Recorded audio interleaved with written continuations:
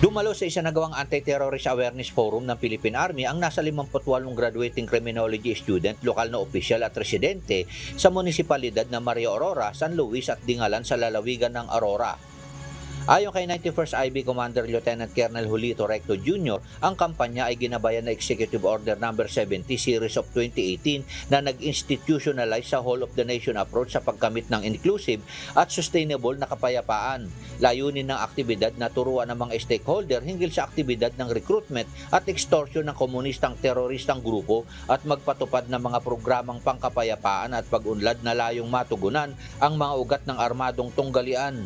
Nagbibigay ng iba't ibang tulong ang pamahalaan sa ilalim ng Enhanced Comprehensive Local Integration Program para sa mga rebel returnee at kanilang pamilya at binibigyan ng malawak na hanay na mga benepisyo.